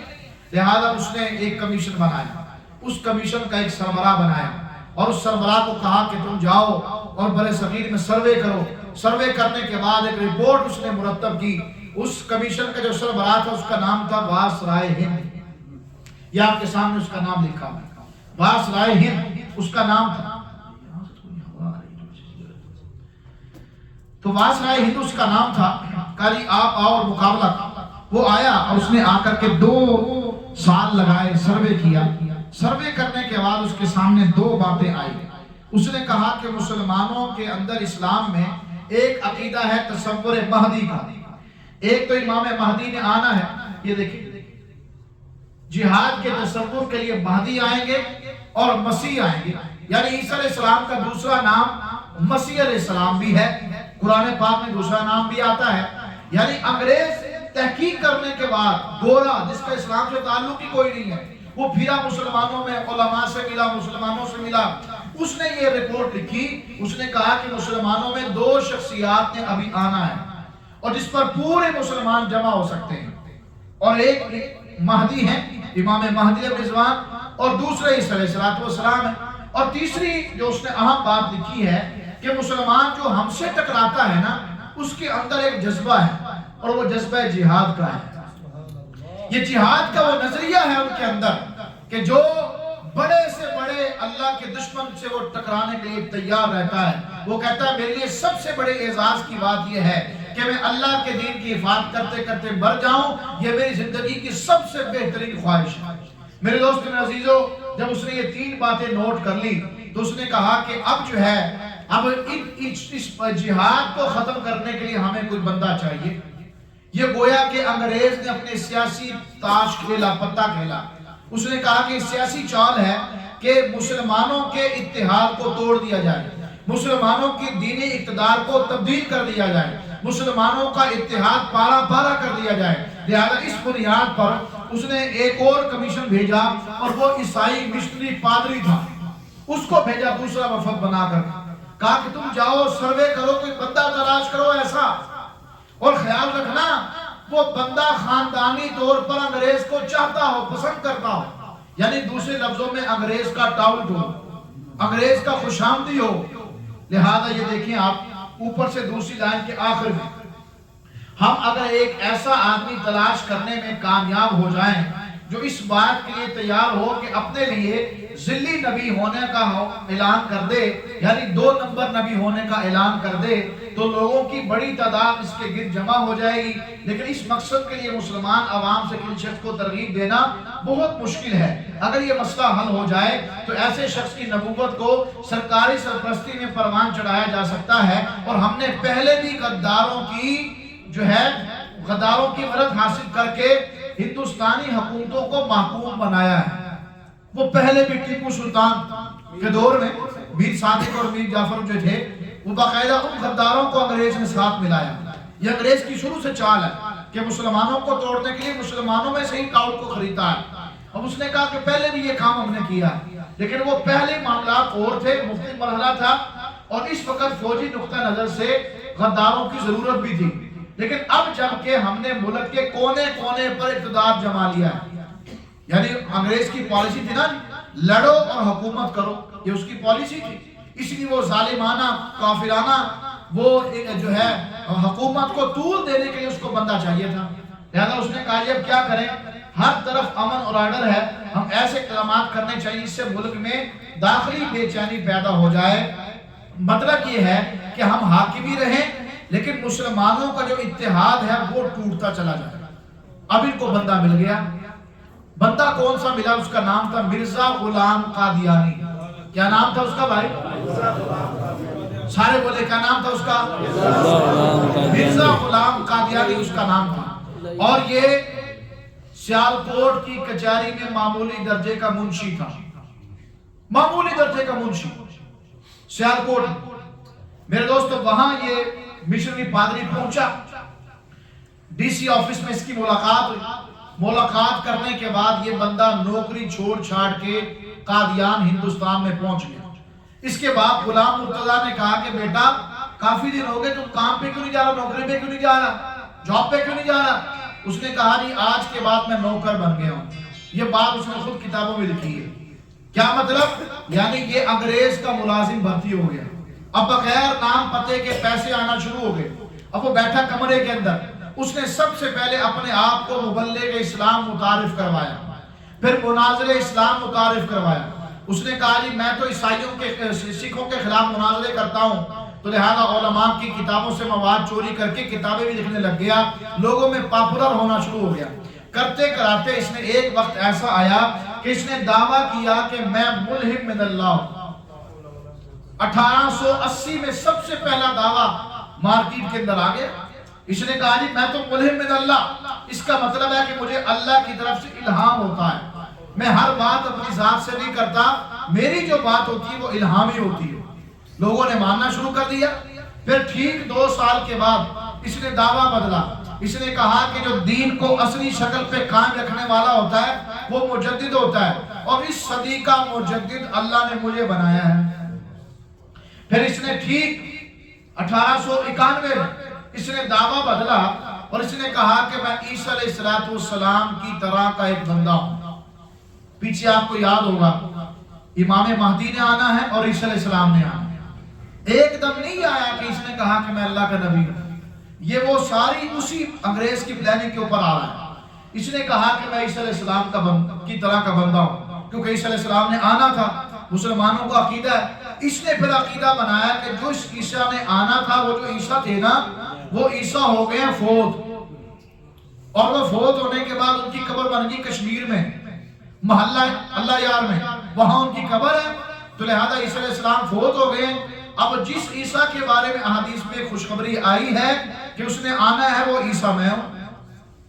لوگوں نے کہا یہ کیسے ہو سکتا ہے؟ تمہاری ماں کا نام ہے چراغ بی بی، اور اس عیسیٰ علیہ السلام کی والدہ کا نام تھا مریم، زمین آسمان کا فرق ہے۔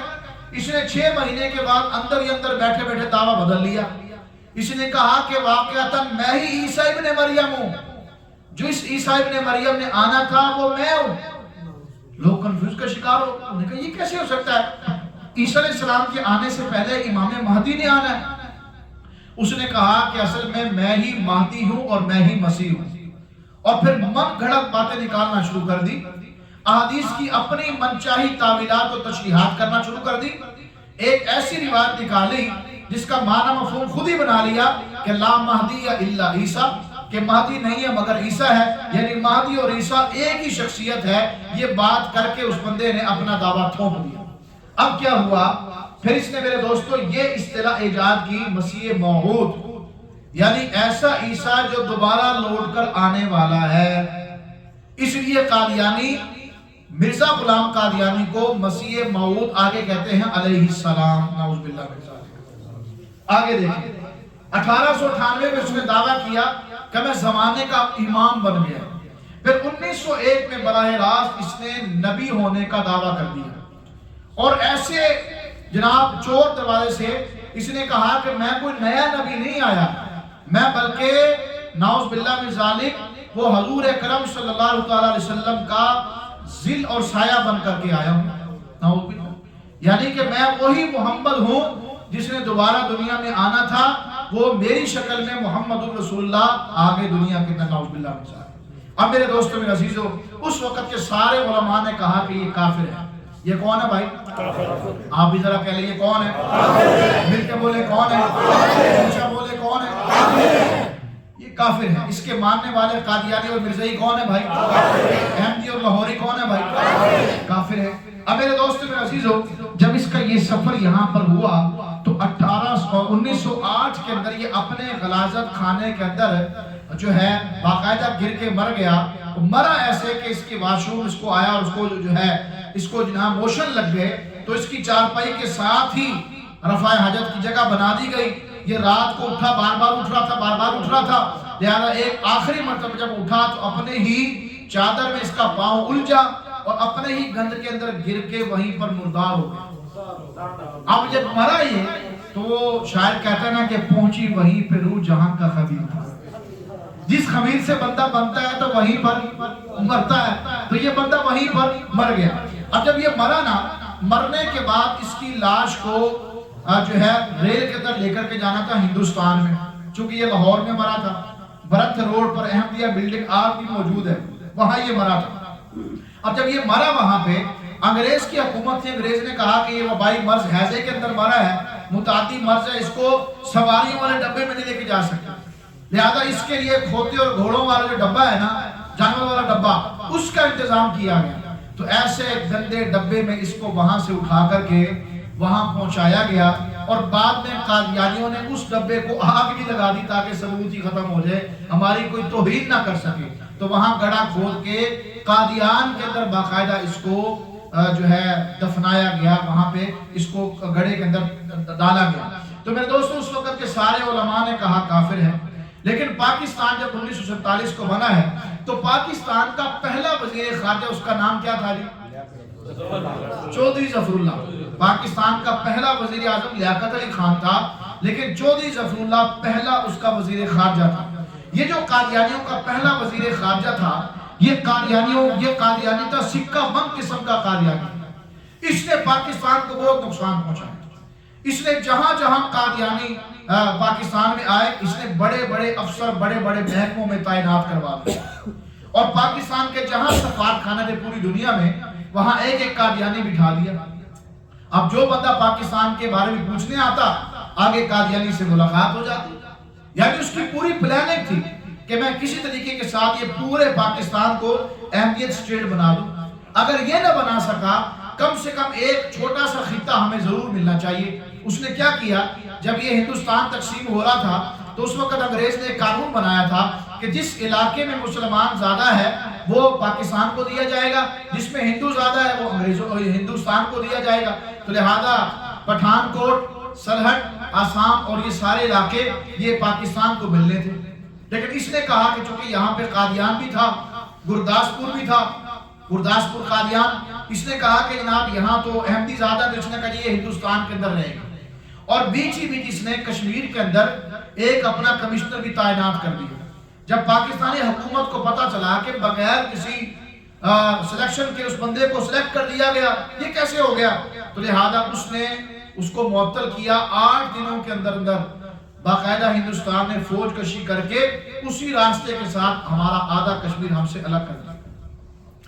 یہ وجہ بنی. پھر جب یہ پاکستان اس طرح ہو گیا، کشمیر کے 2 ٹکڑے ہوئے، تو پاکستان کا پہلا وزیر خارجہ چودھری ظفر اللہ، اس نے اپنے شیطانی طریقوں کے ساتھ کام کرنا شروع کیا. قائد محمد علی جناح فوت ہوئے. فوت ہوتے ہی اس بندے نے جنازہ نہیں پڑھا، ان کا جنازہ نہیں پڑھا. لوگوں نے پوچھا جنازہ کیوں نہیں پڑھتا؟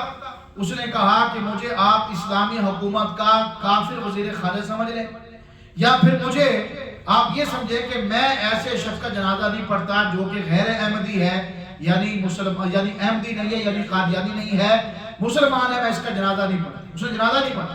پھر اس نے کیا کیا میرے دوستو؟ پاکستان کے تمام جو ہے عہدوں کے اوپر اس نے بندے بٹھا دیے. اور عجیب نقصان یہ ہوا کہ لیاقت علی خان مرحوم کو جا کر کے آقا سروش کشمیری رحمۃ اللہ تعالی نے ملاقات کر کے 5 منٹ کا ٹائم طے ہوا تو 2.5 گھنٹے ملاقات لگ گئے. قادیان کا پورا چہرہ ان کے سامنے رکھا کہ ایسے ایسی وجوہات کی وجہ سے وہ کافر ہیں اور یہ وزیر خارجہ بھی کافر ہے، پاکستان کو نقصان پہنچانا چاہتا. تو لہذا لیاقت علی خان نے کہا کہ میں پنڈی کے سالانہ جلسے میں اعلان کروں گا اور اس کو اس کے عہدے سے برطرف کر دوں گا. میرے دوستو وہاں پنڈی کا سالانہ جلسہ ہوا، وہاں کوئی ملی بھگت ہوئی، لائٹیں وغیرہ بند کر دی، خراب ہو گئی، اور ایک بندہ افغانی چوگا پہن کے بیٹھا ہوا تھا سٹیج پر اور اس نے سیدھی فائر کر دیا لیاقت علی خان صاحب کے اوپر. وہ بندہ ہو گیا وہاں پہ شہید، اور آج تک اس بندے کا نام نہیں کسی کو پتا. وہ بندہ کون تھا؟ وہ بندہ میرے دوستو قادیانی تھا. وہ قادیانی تھا، جو مقصد یہ تھا کہ یہ قادیانیت کا نقاب اتارنے والا تھا وزیر اعظم جو ہے، جس کی وجہ سے وہ پہلی شہادت ہوئی ہمارے پاکستان میں. پھر یہ بندہ جیسے منظر عام پہ آیا، علماء نے تحریک چلانا شروع کی. میرے دوستو میرے عزیزو، اس سے پہلے انگریز حکومت میں بہاولپور کی عدالت میں مقدمہ بہاولپور ہوتا ہے. ایک بچی ہے عائشہ، اس کا نکاح ہوا عبدالرزاق نبی بندے کے ساتھ، یہ قادیانی بن گیا لڑکا. تو انہوں نے کہا جی نکاح ختم ہو گیا. اس بنیاد پر اس نے مقدمہ دائر کروایا ہندوستان سے، دارالعلوم دیوبند سے علامہ حضرت مولانا انور شاہ کاشمیری رحمۃ اللہ تعالی نے سفر شروع کیا. بہاولپور کی سرزمین پر پہنچے، آپ نے وہاں مقدمہ لڑا، مقدمہ ختم نبوت، اور اس میں آپ نے اتنے دلائل دیے کہ جو قادیانیوں کا وکیل تھا جلال الدین شمس، وہ جو ہے حیران رہ گیا. اور بعد میں آپ نے فرمایا کہ جلال الدین شمس، میں نے دلائل کی روح سے ثابت کر دیا کہ قادیانی کافر ہیں، لیکن اگر تجھے اب بھی یقین نہیں آتا تو آنکھیں بند کر، انور شاہ تجھے ابھی مرزا غلام قادیانی جہنم میں جلتا ہوا دکھا سکتا ہے. ابھی آنکھیں بند کر. میرے دوستو آپ باہر نکلے، مجلس برخاست ہو گئی. کسی شاگرد نے کہا کہ استاد محترم شاہ صاحب آپ نے بہت بڑی بات کر دی تھی، اگر وہ اس وقت کہتا کہ آپ مجھے دکھاؤ تو کیا آپ دکھا سکتے تھے؟ شاہ صاحب جلال میں آ گئے. آپ نے کیا فرمایا؟ آپ نے فرمایا کہ تمہیں کیا لگتا ہے کہ اس وقت عدالت میں کوئی انور شاہ بات کر رہا تھا؟ ارے انور شاہ بات نہیں کر رہا تھا، رسول اللہ کا وکیل بات کر رہا تھا، اللہ کے نبی کا وکیل بات کر رہا تھا. اور اللہ کے نبی کی جہاں وکالت کی باری آتی ہے، اللہ رب العزت کا عرش بھی ہل جاتا ہے اور اللہ تعالیٰ وہاں پوری طاقت اور قوت کا مظاہرہ کرتا ہے. نعرہ تکبیر، تاجدار ختم نبوت زندہ باد، نعرہ ختم نبوت زندہ باد، محمد عربی کی ختم نبوت زندہ باد. میرے دوستو میرے عزیز، 1947 کو پاکستان بنا. پاکستان کے اندر باقاعدہ علماء نے تحریک چلائی. تحریک چلانے والے امیر شریعت حضرت سید عطا اللہ شاہ بخاری رحمۃ اللہ تعالی علیہ، سب کہہ دیا رحمۃ اللہ تعالی علیہ. ساری زندگی ختم نبوت پر پہرا دیتے نظر آتے ہیں. آدھی زندگی ریل میں، آدھی زندگی جیل میں کاٹی ہے. میرے دوستو وفات کے بعد کسی نے خواب میں دیکھا، کیا دیکھا کہ علامہ جو ہے امیر شریعت جو ہے بیت اللہ کے اندر طواف کر رہے ہیں، انبیاء کی صف ہے آگے اور پیچھے انبیاء کی صفوں کے پیچھے امیر شریعت بھی بیت اللہ کا طواف کر رہے۔ تو انہوں نے خواب دیکھنے والے نے خواب میں پوچھا کہ شاہ جی یہ مقام و مرتبہ کہاں سے ملا ہے؟ کہا کہ جب میں فوت ہو گیا اللہ تعالیٰ نے مجھے کہا کہ اے عطا اللہ تو نے ساری زندگی میرے نبی کی ختم نبوت پر پہرا دیا ہے، آپ انعام کی باری آئی ہے، تو بھی انبیاء کے پیچھے بیت اللہ کا طواف کر لے، بیت اللہ کا طواف کر لے۔ میرے دوستو تحریک چلی ہے اور پاکستان کے اندر میرے دوستو ایسی زور و شور سے 69 کی تحریک چلی کہ ہر گلی کوچے میں باقاعدہ ختم نبوت کے نعرے بلند ہونے لگے۔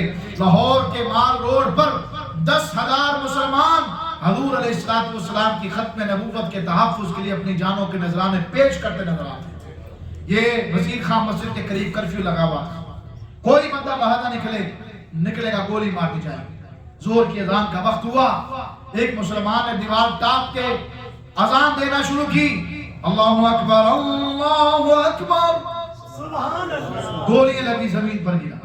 دوسرا مسلمان آیا، اللہ اکبر اللہ اکبر، گولیاں لگی زمین پر گرا۔ تیسرا مسلمان آیا، اشہدو ان لا الہ الا اللہ، گولیاں لگی زمین پر گرا۔ چوتھا مسلمان آیا، اشہدو ان لا الہ الا اللہ، گولیاں لگی زمین پر گرا۔ پانچواں، چھٹا، ساتواں کرتے کراتے 17 مسلمانوں نے اپنی جان دے کر کے اللہ کی اذان کو بلند کر دیا۔ میرے دوستو معاملات چلتے رہے۔ 2 بوریہ پھول کے قریب ایک بوڑھی اماں بارات کو لے کر کے جا رہی تھی، اس کا جوان بیٹا تھا، گھوڑے پر سوار ہے، سیرا بندھا ہوا ہے اور ارمان لے کر کے جا رہا ہے۔ سامنے ختم نبوت کا جلسہ ہو رہا تھا اور جلوس نکل رہے تھے اور تاجوں تک ختم نبوت زندہ باد زندہ باد کی صدائیں بلند تھی۔ اسی دوران مرزائی نواز گولیاں مار مار کر کے شہید کر رہے تھے مسلمانوں کو۔ اس بوڑھی اماں کو پتا چلا، اس نے کہا یہاں کیا ہو رہا ہے؟ لگتا ہے ہوائی فائرنگ ہو رہی ہے، کسی کی اور کی بھی شادی ہو رہی ہے۔ انہوں نے کہا اماں جان کسی کی شادی وادی نہیں ہو رہی، یہ ختم نبوت کے دیوانے پروانے ہیں، حضور کی ختم نبوت زندہ باد کا نعرہ لگاتے ہیں۔ مرزائیوں کو ہضم نہیں ہوتا، شہید کر دیتے ہیں۔ یہ اپنے دوڑتی ہوئی جوان بیٹے کے پاس آئی کہ بیٹا میں نے آج کے دن کے لیے تجھے دودھ پلایا تھا، آجا حضور کی ختم نبوت پر قربانی دے جا، قیامت کے دن انبیاء تیرے ولیمے میں آئیں گے، تیری شادی انبیاء وہاں قیامت کے دن ہوگی۔ یہ جوان گھوڑے سے نیچے اترا، تاجوں تک ختم نبوت زندہ باد کا نعرہ لگایا، سینے پہ گولی کھائی، زمین پر گرا، اس کا خون نکلا جسم سے۔ ماں نے چلو میں لے کر کے آسمان کی طرف نگاہ اٹھا کر کے کہا کہ اللہ یہ تو ایک بیٹا ہے، 100 بیٹے بھی ہوتے، ایک ایک کر کے تیرے نبی کی ختم نبوت پر قربان کر دیتے۔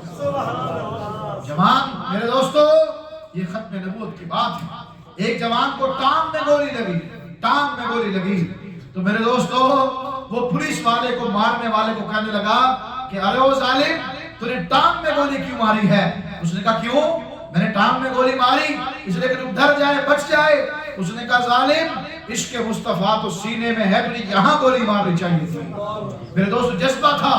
مزید یہ کہ 1974 کو پاکستان کی قومی اسمبلی میں قادیانیوں کو کافر قرار دے دیا گیا اور مزید 1984 میں پابندی لگ گئی، کوئی قادیانی اپنے آپ کو مسلمان کہہ سکتا اور کوئی بھی اپنی عبادتگاہ کو مسجد کہہ سکتا۔ میرے دوستو آج بھی قادیانی ہم سے یہ سوال کرتے، صرف 10 منٹ کی بات مزید رہ گئی ہے، کل اگلا سبق ہوگا اس لیے سبق اس کے ساتھ جڑا ہوا ہے۔ آج بھی یہ سوال ہوتا ہے کہ قادیانی کافر کیوں ہیں؟ ہمیں بھی پتہ ہونا چاہیے کہ قادیانی کافر کیوں ہیں اور ان کے کفر کی کیا وجوہات ہے۔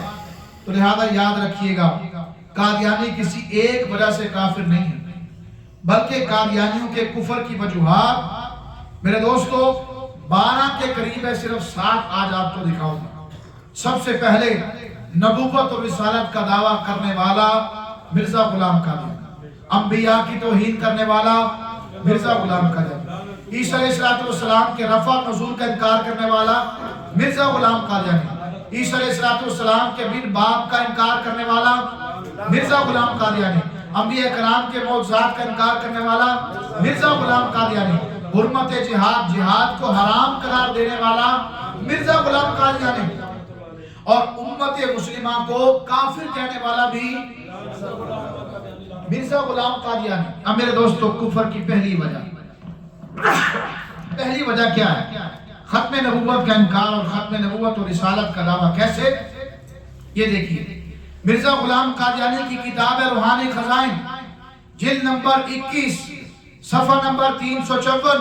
مرزا غلام قادیانی کہنے لگا کہ یہ کس قدر فضول بات ہے اور یہ کیسا غلط عقیدہ ہے کہ ایسا خیال کیا جائے کہ بعد حضرت صلی اللہ علیہ وسلم کے وحی الہی کا دروازہ ہمیشہ کے لیے بند ہو گیا۔ کہنے لگا کہ یہ فضول بات ہے اور یہ غلط عقیدہ ہے کہ حضور علیہ السلام کے بعد نبوت کا سلسلہ بند ہو گیا، وحی بند ہو گئی۔ کہنے لگا میں خدا کی قسم کھا کر کہتا ہوں اس زمانے میں مجھ سے زیادہ بیزار ایسے مذہب سے کوئی اور نہ ہوگا، یعنی دین اسلام سے بیزار ہے یہ شخص۔ آگے کہتے ہیں میں ایسے مذہب کا نام شیطانی مذہب رکھتا ہوں نہ کہ رحمانی نہ ہوگا، یعنی دین اسلام اس کے نزدیک کیا تھا؟ شیطانی مذہب۔ ایسا شخص مسلمان ہو سکتا ہے؟ مل کے بولے مسلمان ہو سکتا ہے؟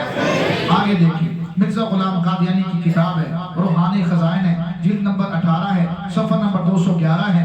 مرزا غلام قادیانی کی کتاب ہے 18 صفحہ نمبر جو ہے 231۔ کیا لکھتا ہے کہ میں رسول بھی ہوں اور نبی بھی ہوں۔ کہنے لگا سچا خدا وہ ہے جس نے قادیان کے اندر اپنا رسول بھیجا۔ ایسا شخص مسلمان ہو سکتا ہے؟ پھر قرآن پاک، ساری دنیا کے مسلمانوں کو پتا ہے کہ قرآن پاک کس پہ نازل ہوا ہے، اور قرآن پاک میں اگر حضور کا نام آئے اس سے مراد کون ہوتا ہے؟ محمد رسول اللہ صلی اللہ علیہ وسلم کی پیاری ذات، کوئی اور بندہ مراد ہو سکتا؟ اس نے قرآن کی آیت لکھی محمد رسول اللہ والذین معہ، یہ قرآن کی آیت لکھنے کے بعد ترجمہ کیا کرتا ہے؟ اس وحی الہی میں اللہ نے میرا نام محمد رکھا ہے۔ بے شک۔ دوسری وجہ، انبیاء کرام علیہ السلام کی توہین۔ سارے کے سارے انبیاء ہمارے نزدیک ایمان کا حصہ ہے، کسی ایک نبی کو بھی کافر کوئی کہہ سکتا، ان کی توہین کر سکتا۔ اس بدبخت آدمی نے کیا ہذیان بکا ہے، اس نے کہا کہ سارے انبیاء گویا میری جیب کے اندر ہے۔ یہ دیکھیں، کہہ رہا میری آمد کی وجہ کہ ہر نبی زندہ ہو گیا اور ہر رسول میری قمیص کے اندر چھپا ہوا ہے۔ اور عیسیٰ علیہ السلام کے پیچھے تو ہاتھ دھوڑ کے پڑ گیا۔ عیسیٰ علیہ السلام کے بارے میں کہنے لگا کہ عیسیٰ علیہ السلام تو نعوذ باللہ شراب پیا کرتے تھے۔ کہنے لگا مسیح کا چال چلن آپ کے نزدیک کیا ہے؟ یعنی عیسیٰ علیہ السلام کا چال چلن کیا ہے کہ جی ایک کھاؤ پیو، شرابی، نہ زاہد، نہ عابد، نہ حق کا پرستار، بلکہ متکبر، خودبین، خدائی کا دعویٰ کرنے والا۔ نعوذ باللہ بزیوں پہ لعنت۔ تیسری وجہ، عیسیٰ علیہ السلام کے رفع و نزول کا انکار۔ ہمارا ایمان اور عقیدہ ہے عیسیٰ علیہ السلام آسمان پر زندہ ہیں اور قیامت سے پہلے آئیں گے، نازل ہوں گے۔ اب مرزا غلام قادیانی کہنے لگا کہ عیسیٰ علیہ السلام فوت ہو چکے ہیں اور ان کا زندہ آسمان پہ ماں جسمہ انصری کے جانا اور اب تک زندہ ہونا، پھر کبھی کسی وقت ماں جسمہ انصری کے زمین پہ آنا، یہ سب کچھ ان پر بہتان ہے۔ نعوذ باللہ۔ یہ عقیدہ اسلام سے ٹکرا رہا کہ نہیں ٹکرا رہا؟ تو لہذا یہ مسلمان ہوگا کہ کافر ہے؟ کفر کی چوتھی وجہ، عیسیٰ علیہ السلام بغیر باپ کے پیدا ہوئے، اسلام کہتا ہے ان کی والدہ پاک دام اور عورت ہے، کسی مرد نے ان کو ہاتھ تک نہیں لگایا، پاک عورت ہے۔ اور مرزا غلام قادیانی کہنے لگا نعوذ باللہ اپنی کتاب میں مریم کو ہیکل کی نظر کر دیا گیا، یعنی بیت المقدس کی نظر کر دیا گیا۔ وہ آپ کو بات ذہن میں ہونی چاہیے، وہ ہمیشہ بیت المقدس کی خادمہ ہو اور تمام عمر خامد نہ کرے، لیکن جب 6-7 مہینے کا حمل نمایاں ہوا تب حمل کی حالت ہی میں قوم کے بزرگوں نے مریم کا یوسف نام ایک نجار سے نکاح کر دیا۔ نعوذ باللہ۔ کیا کہہ رہا ہے؟ 6 مہینے کا حمل ظاہر ہوا ہے، اس کے بعد نکاح ہوا۔ کتنا بڑا بہتان ہے میرے دوست عیسیٰ علیہ السلام کی والدہ کے اوپر۔ قرآن کہتا ہے وہ پاک باز عورت ہے، اس کو کسی مرد نے چھوا تک نہیں ہے، اور عیسیٰ علیہ السلام کی والدہ کے اوپر تہمت لگا رہا ہے۔ پھر کہنے لگا ان کے گھر جاتے ہوئے 1-2 ماہ کے بعد مریم کا بیٹا پیدا ہوا اور وہی عیسیٰ اور یسوع کے نام سے موسوم ہوا. یعنی ہم یہ بات زبان پہ لا بھی نہیں سکتے. ایک حلال ہے اس کی ضد. تو عیسیٰ علیہ السلام کے بارے میں کتنا بڑا بہتان لگا رہا ہے. کفر کی 5ویں وجہ انبیاء کرام علیہ السلام کا استہزاء اور انکار. یعنی تمام کے تمام انبیاء کرام کے معجزات ہیں. یہ کیا کہتا ہے کہ حضرت مسیح کا معجزہ سلیمان علیہ السلام کے معجزے کی طرف صرف عقلی تھا. یعنی عیسیٰ علیہ السلام کے جو معجزات تھے، پرندے بنانا، مٹی کے پھونکنا، اللہ تعالیٰ پرندے بنا لیتے تھے، یہ سارے کے سارے وہ کہتے ہیں عقلی تھے.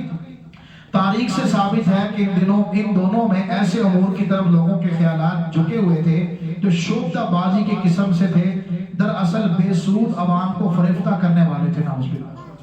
معجزات کا انکار. اور یہ کفر کی 6ٹھی وجہ جہاد کو حرام قرار دینے والا مرزا غلام قادیانی. یعنی جس نے تھوڑا سا بھی قادیانی لٹریچر کو پڑھا ہو، اس میں وہ بات واضح ہو جائے گی کہ مرزائی کتابوں سے یہ بات ثابت ہوتی ہے کہ مرزا غلام قادیانی کی ہر دوسری بات میں تضاد ہے، اختلاف ہے. لیکن انگریز کی اطاعت میں کہیں آپ کو اختلاف نظر نہیں آئے گا. یہاں کیا کہنے لگا کہ آج کے سے دین کے لیے لڑنا حرام ہے. اب اس کے بعد جو دین کے لیے تلوار اٹھاتا ہے، غازی نام رکھ کر کافروں کو قتل کرتا ہے، وہ اللہ اس کے رسول کا نافرمان ہے. حضور نے کیا ارشاد فرمایا؟ الجہاد ماضٍ الی یوم القیامہ. جہاد قیامت تک جاری رہے گا. اور یہ بندہ جہاد کا انکار کرا. یہ مجھے اور آپ کو کیا کہہ رہا ہے؟ کہنے لگا کہ جو شخص اللہ تعالیٰ نے مجھ پر یہ ظاہر کیا ہے کہ ہر شخص جس کو میری دعوت پہنچی ہے مجھے قبول نہیں کیا، وہ مسلمان نہیں ہے بلکہ اللہ کے نزدیک قابل مواخذہ ہے. اللہ تعالیٰ اس سے پوچھے گا کہ اس نے مجھے نبی کیوں نہیں مانی. اور آگے دیکھیں کہنے لگا کل مسلمان جو مسیح موعود، یاد ہونا چاہیے آپ کو، یعنی عیسیٰ علیہ السلام اصل میں حقیقت میں تو یہ ہے، لیکن مرزا غلام قادیانی کی بیعت میں شامل نہیں. وہ خواب حضرت مسیح موعود کا نام بھی نہ سنا، وہ کافر ہے اور دار اسلام سے خارج ہے. یہ اس کا بیٹا کہتا ہے. اب یہ قادیانیوں کی گستاخیاں ہیں. اللہ تعالیٰ کی توہین بھی کرتا ہے. اللہ تعالیٰ کو اپنے آپ اللہ تعالیٰ کہتے لگا میں اللہ کی بیوی ہوں، میں اللہ کا باپ ہوں. ٹھیک ہے جی. اہل بیت کی توہین کرتا ہے. ٹھیک ہے جی. اب صحابہ کرام کی توہین کرتا ہے. اہل بیت کے بارے میں کہنے لگا 100 حسین میری جیب کے اندر ہے. اور اس نے امہات المومنین حضرت بی بی عائشہ صدیقہ رضی اللہ تعالیٰ عنہ کے اوپر بھی بہتان باندھا، الزام لگایا اور توہین کی. کہنے لگا کہ میری بیوی نصرت جہاں بیگم، کیا لکھا ہوا ہے؟